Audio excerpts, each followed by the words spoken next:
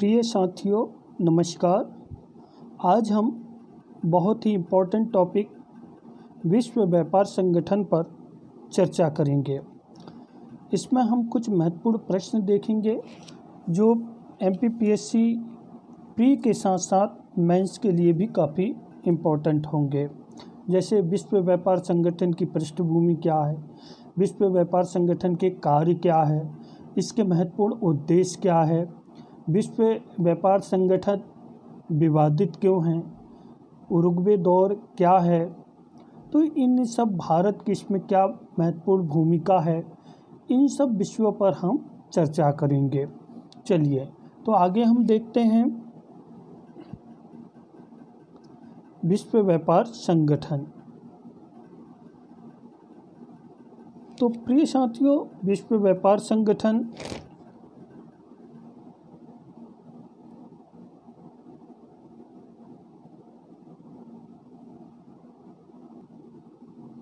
तो हम चर्चा करते हैं विश्व व्यापार संगठन पर। विश्व व्यापार संगठन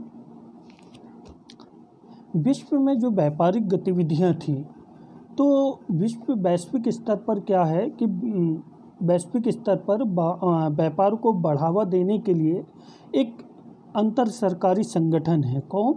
विश्व व्यापार संगठन या WTO जिसको हम बोलते हैं। इसकी स्थापना 1 जनवरी 1995 को हुई थी मराकश समझौते के तहत।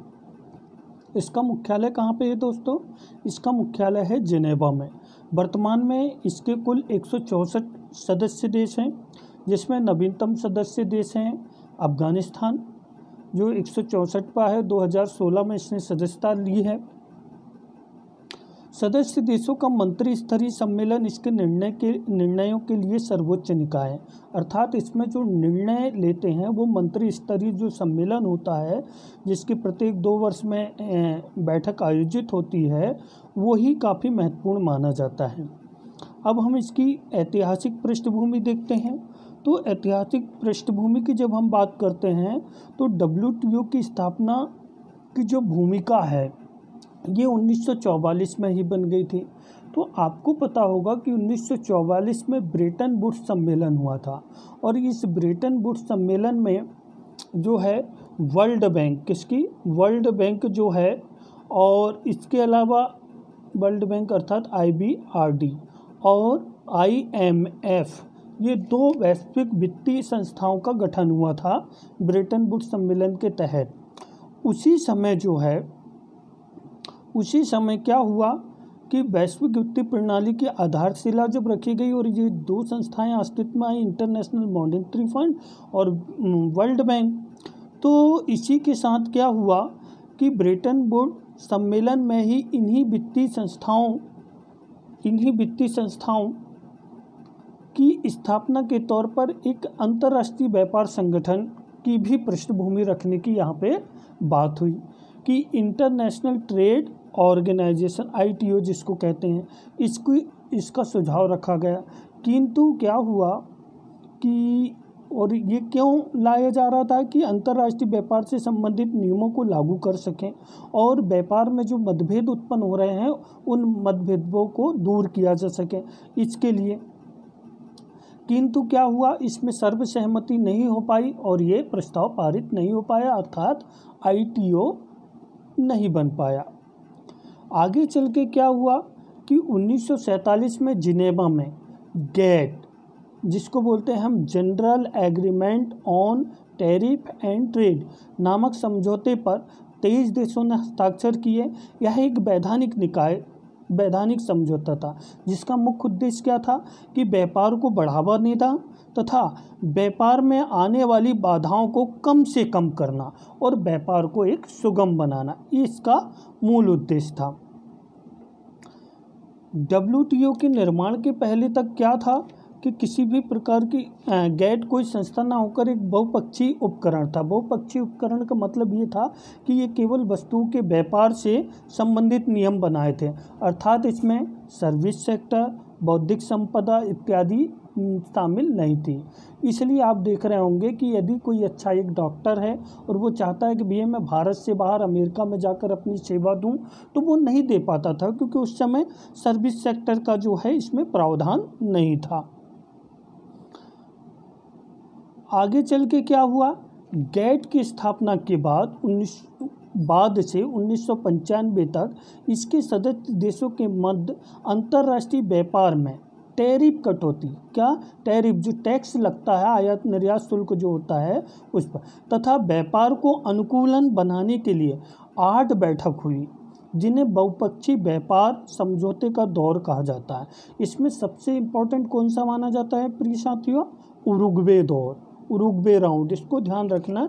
इसमें एमपीपीएससी और प्री में भी काफ़ी क्वेश्चन बनते हैं 3 नंबर के लिए, कि उरुग्वे मतलब किस दौर के तहत जो है, कौन से दौर के तहत डब्ल्यूटीओ की स्थापना हुई थी। तो 1986 से लेकर 94 तक चले उरुग्वे राउंड के दौरान डब्ल्यूटीओ वर्ल्ड ट्रेड ऑर्गेनाइजेशन की स्थापना का निर्णय लिया गया। उरुग्वे राउंड तक गैट में कितने सदस्य देश हो गए थे, 123 सदस्य देशों शामिल हो गए थे। जबकि वर्ष 1947 में जब जिनेवा में इसकी स्थापना हो रही थी, तो प्रारंभिक सदस्य के रूप में केवल 23 सदस्य थे, और उसमें कौन भी शामिल था, उसमें भारत भी शामिल था। गैट के विपरीत डब्ल्यूटीओ को एक अंतर्राष्ट्रीय संस्था का दर्जा दिया गया। इसके अधिकार क्षेत्र में सेवाओं और बौद्धिक संपदा से संबंधित मामलों को भी शामिल किया गया। अर्थात हमको ये ध्यान रखना है कि जहां गैट केवल किसका, वस्तुओं के व्यापार से संबंधित था, वहीं डब्ल्यूटीओ जो है वस्तु के साथ साथ किससे, सेवाओं से भी संबंधित है। अर्थात सेवाओं का भी इसमें आयात निर्यात की बात हुई है। बौद्धिक संपदा से संबंधित मामले भी इसमें शामिल हैं। विश्व व्यापार संगठन का एजेंडा और उसका औचित्य, यहाँ से भी ध्यान रखिएगा, काफ़ी महत्वपूर्ण प्रश्न बनते हैं। तो ध्यान रखिए कि विश्व व्यापार संगठन का एजेंडा किसको कहते हैं। विश्व व्यापार संगठन की स्थापना के समय जो सदस्य राष्ट्रों ने जो समझौते किए थे, उसमें कि हम क्या करेंगे, क्या नहीं करेंगे, किन किन चीज़ों का ध्यान रखेंगे, इन सब चीज़ों को लेकर जो वादा किया गया था, उसको ही हम विश्व व्यापार संगठन का एजेंडा कहते हैं। इस समझौते में विकसित देशों ने यह वादा किया था, क्या वादा किया था, कि भैया हम कृषि उत्पाद में दी जाने वाली, कौन सी, अभी सबसे बड़ा मुद्दा यही चल रहा है ना, विकसित और विकासशील देशों के बीच में यही मुद्दा चल रहा है। फिर कृषि उत्पादों को विकसित देशों में क्या है कि जो विकसित देश हैं वो अपने यहाँ कृषि सब्सिडी को कम से कम करेंगे। इससे क्या फ़ायदा होगा, अगर विकसित देश अपने यहाँ कृषि सब्सिडी को कम कर देते हैं, तो उनकी लागत प्राइस अधिक होगी। भारत में कृषि सब्सिडी दी जा रही है, अगर क्या होगा कि भारत में कृषि सब्सिडी नहीं देंगे, वस्तुएं महंगी हो जाएंगी, मार्केट में अमेरिका और भारतीय वस्तुओं की प्रतिस्पर्धा होगी, तो अमेरिकी वस्तुएं चूँकि सस्ती होगी क्योंकि वहाँ पे कृषि सब्सिडी है, इसकी वजह से वो सस्ती होगी तो उसकी बिक्री ज़्यादा होगी, और भारत जैसे विकासशील देश क्या हो जाएंगे, इससे पीछे हो जाएंगे। तो हमेशा से यही बात रही है कि भैया क्या किया जाए, जो विकसित देश जो है अपने यहाँ किसानों को जो सब्सिडी देते हैं, उस सब्सिडी को क्या किया जाए, कम किया जाए, चाहे वो डायरेक्ट या इनडायरेक्ट किसी भी तरीके से। लेकिन क्या है, 20 वर्षों का अनुभव यह कहता है कि जहां विकसित देशों को ये सब्सिडी कम करनी चाहिए थी, वही उन्होंने इस सब्सिडी को घटाने की बजाय क्या कर दिए हैं, 4 गुना तक बढ़ा दिए हैं। इससे विकासशील देशों में विश्व व्यापार संगठन के समझौतों को उनकी कृषि की बदहाली समझा जा रहा, अर्थात क्या है, उनके साथ गलत हो रहा है। इससे ये सदस्य जो विकासशील देश है वो वैश्विक जो है मार्केट में अपनी प्रतिस्पर्धा नहीं कर पा रहे हैं। तो इसलिए जो है अभी आपको पता होगा कि जो 2018 में 17 में जो बैठक हुई थी, उस बैठक में भी जो है यही मुद्दा बना हुआ था। ये देखिए दोस्तों, पहले ये क्या था, गैट था 1947-48 में, और ये किससे रिलेटेड था, केवल वस्तुओं के व्यापार से संबंधित था। यहाँ पर ये क्या आया 1995 में, 1 जनवरी 1995 को क्या आ गया, WTO। ये न केवल वस्तुओं से बल्कि वस्तुओं के साथ साथ किससे भी संबंधित है, सेवाओं से भी संबंधित है, बौद्धिक संपदा से भी संबंधित है। चलिए, विश्व व्यापार संगठन के उद्देश्य। विश्व व्यापार संगठन के महत्वपूर्ण उद्देश्य क्या था कि भैया हम सदस्य राष्ट्रों के बीच एक व्यापारिक मंच उपलब्ध कराएं, और व्यापार करते समय क्या है, सदस्य राष्ट्रों के मध्य यदि किसी भी प्रकार का विवाद उत्पन्न होता है तो उन विवादों का क्या करना, समाधान करना। यही जो है इसका महत्वपूर्ण वो था। दूसरी चीज़ थी कि व्यापारिक गतिविधियों को अधिक पारदर्शी बनाया जाए और संतुलित व्यापार, समन्वय, आपसी समन्वय आधारित व्यापार को, इस व्यापारिक व्यवस्था को स्थापित किया जाए। विश्व व्यापार संगठन ठोस कानूनी तंत्र पर आधारित है। इसके समझौते की सदस्य देशों के सांसदों द्वारा पुष्टि की गई है। विश्व व्यापार संगठन पर किसी एक देश का अधिकार नहीं है। महत्वपूर्ण फैसले सदस्य देशों के निर्दिष्ट मंत्रियों द्वारा किए जाते हैं। ये मंत्री हर 2 साल में कम से कम एक बार जरूर मिलते हैं। हमको ये ध्यान में रखना होगा कि जैसे वर्ल्ड बैंक, IMF में जो यूरोपियन कंट्री या पश्चिमी देशों का वर्चस्व है, वैसा WTO में नहीं है। ये लोकतांत्रिक व्यवस्था पर आधारित है। सभी सदस्य राष्ट्रों के आपसी जो मंत्री स्तरीय जो समिति होती है, उसके माध्यम से ही डिसीजन लिए जाते हैं, और अगर कुछ ऐसी गतिविधियां निर्मित हुई तो उसमें वोटिंग पावर है। ठीक है, तो इस तरीके से, और सभी राष्ट्रों को एक एक वोटिंग पावर दी गई है, मतलब बराबर की। इसके महत्वपूर्ण उद्देश्य क्या थे, तो ये देखिए, सीधा सीधा MPPSC में आएगा उद्देश्य, तो आपको सीधा यही लिखना है।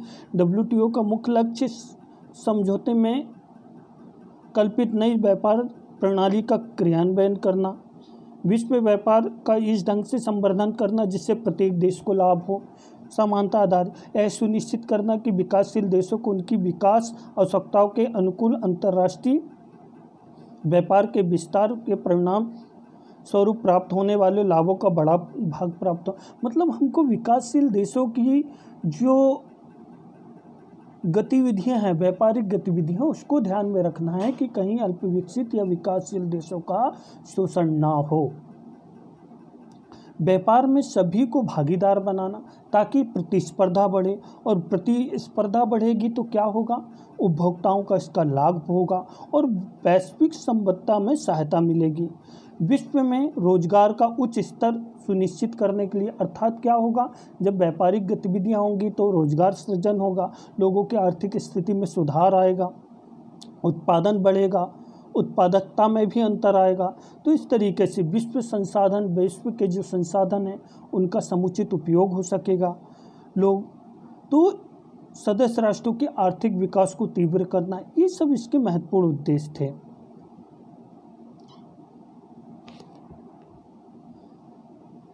आगे हम चर्चा करते हैं विश्व व्यापार संगठन के कार्य की, कि ये कैसे कार्य करता है।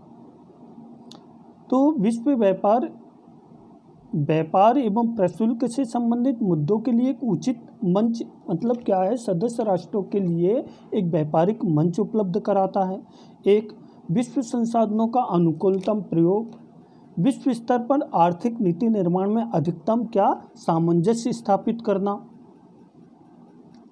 साथ ही उत्पन्न करने के लिए क्या काम करते हैं, IMF और IBRD का सहयोग करना, व्यापार नीति समीक्षा प्रक्रिया से संबंधित नियमों एवं प्रावधानों को लागू करना, मतलब जो हमारी वर्ल्ड ट्रेड पॉलिसी होती है उसकी समीक्षा करना, समय समय पर उसके नियम कानून बनाना, उनको प्रभावी बनाना, विश्व व्यापार समझौता एवं बहुपक्षीय तथा बहुवचनीय समझौते के कार्यान्वयन, प्रशासन एवं परिचालन हेतु सुविधाएं प्रदान करना। सदस्य देशों के बीच किसी भी प्रकार के उत्पन्न होने वाले विवादों का संबंधित नियमों एवं प्रक्रियाओं के माध्यम से समाधान करना।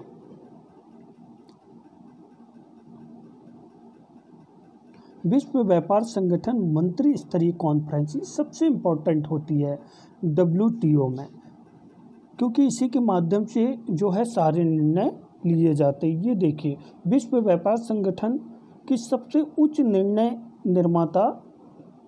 निर्माता संस्था है। मंत्री पक्ष की कॉन्फ्रेंस है जिसे प्रत्येक 2 वर्ष में, कब? प्रत्येक 2 वर्ष में किसी भी बहुपक्षीय व्यापार समझौते के अंतर्गत सभी मामले पर ये क्या ले सकती है? निर्णय ले सकती है। इसमें ध्यान रखना है कि वस्तु एवं सेवाओं, मतलब इसका क्षेत्र क्या है? तो वस्तु एवं सेवाओं तक इसका क्षेत्र है। साथ ही व्यापार से संबंधित बौद्धिक संपदा अधिकार अर्थात ट्रिप्स, व्यापार संबंधित निवेश उपाय ट्रिम्स, सेवाओं में व्यापार पर सामान्य समझौता, उत्पाद से संबंधित व्यापार। दोस्तों, मैं आपको यहाँ पे बताना चाहूँगा कि मैं PSC मेंस की दृष्टि से इन टॉपिक पर चर्चा करूँगा, क्योंकि यहाँ से 3-3 नंबर पर प्रश्न बनते हैं, ट्रिप्स पर, ट्रिम्स पर, गेट्स पर, पेटेंट पर। तो इस पर मैं आपको अलग से एक लेक्चर अलग से चर्चा करूँगा।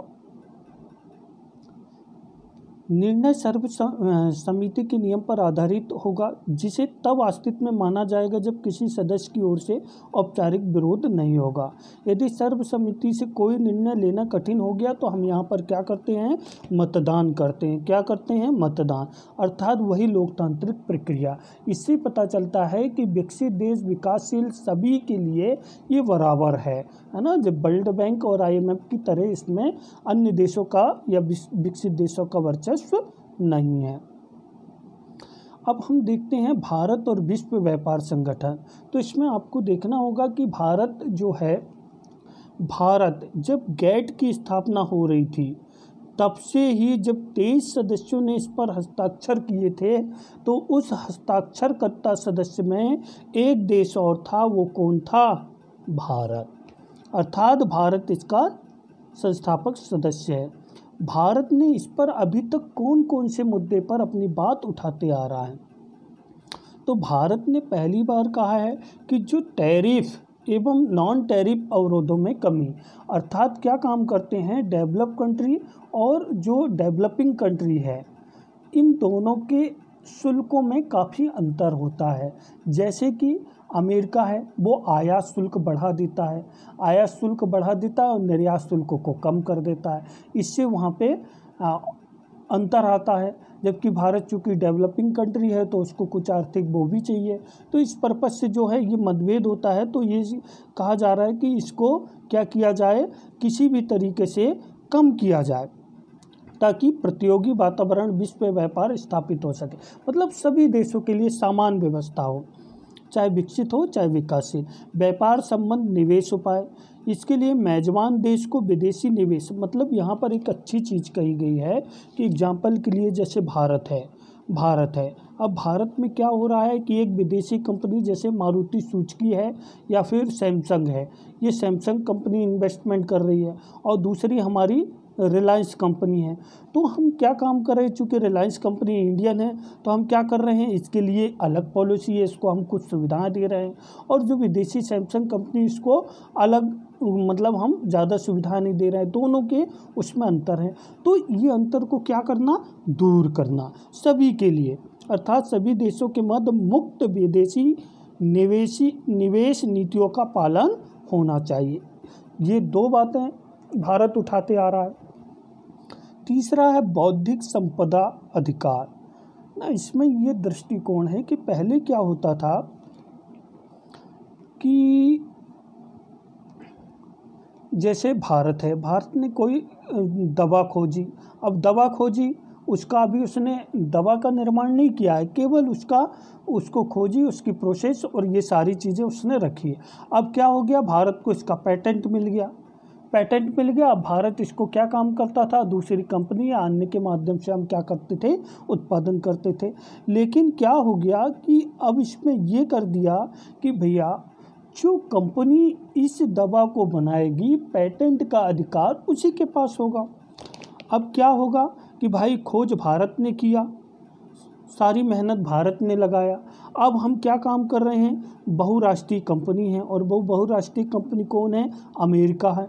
अब अमेरिका को हमने ये दवाई बनाने के लिए दे दिया, एग्जाम्पल के लिए हमने मलेरिया वैक्सीन बनाने के लिए हमने दे दिया।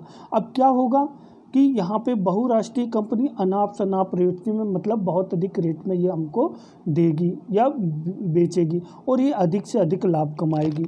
मेहनत भारत कर रहा है लेकिन लाभ कौन कमा रहा है, तो इसको लेकर जो है ये बना हुआ है।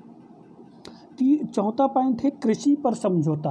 भारत हमेशा से ये कहते आ रहा है कि सदस्य देशों को बाजार पहुंच, निर्यात सहायता, सरकारी सहायता को कृषि वस्तुओं के संदर्भ में कम करना चाहिए।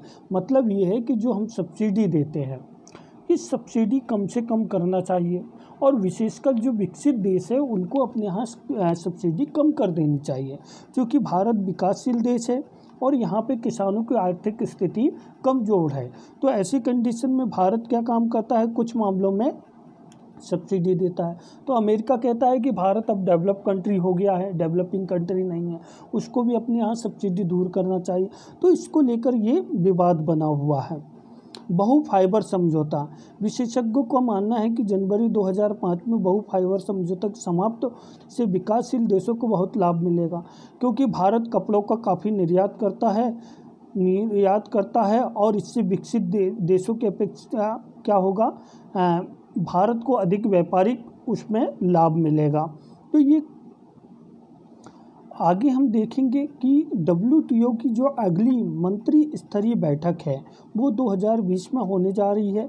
यह बैठक कहाँ पे होगी, कजाकिस्तान के अस्ताना में आयोजित होगी। मध्य एशिया में इस प्रकार की ये पहली बैठक है। WTO की 11वीं बैठक, मतलब 2017 में हुई थी शायद ये 11वीं बैठक, जर्मनी में हुई थी। तो इसमें कुछ महत्वपूर्ण उपलब्धि नहीं हो सकी, क्योंकि यहाँ पर महत्वपूर्ण जो मुद्दा बना था, अमेरिका ने खाद्य सब्सिडी के प्रस्ताव को लेकर, दूसरी ओर भारत ने ई-कॉमर्स और निवेश जैसे विषयों पर अपना रुख खड़ा किया। मत्स्य पालन की सब्सिडी को समाप्त करने का प्रस्ताव भी चीन और भारत की अपेक्षा के कारण पारित नहीं हो सका। तो ये जो है अब ये काफ़ी महत्वपूर्ण माना जा रहा है जो 2020 में आयोजित होने वाला है। लेकिन अभी ध्यान रखना है कि वैश्विक स्तर पर क्या चल रहा है, कोरोना जैसी वैश्विक घातक बीमारी चल रही है। इसके चलते विश्व की अर्थव्यवस्था जो है एकदम से रुक सी गई है। तो अभी देखना पड़ेगा, ये काफ़ी संकट की स्थिति है और वर्ल्ड बैंक IMF ने भी कहा है कि विश्व की अर्थव्यवस्था, व्यापारिक गतिविधियां भी आपको पता होगा कि सब बंद हो चुकी है ना, लॉकडाउन के चलते। तो दोस्तों यदि ये आपको अच्छा लगा ये टॉपिक तो आप चैनल को सब्सक्राइब कीजिए ताकि आपको आगामी टॉपिक ऐसे ही कंटिन्यू मिलते रहें। मैं इसमें MPPSC के पर्पज़ से, मेंस के पर्पज़ से कुछ और महत्वपूर्ण टॉपिक पर लेक्चर बनाऊंगा। थैंक यू दोस्तों।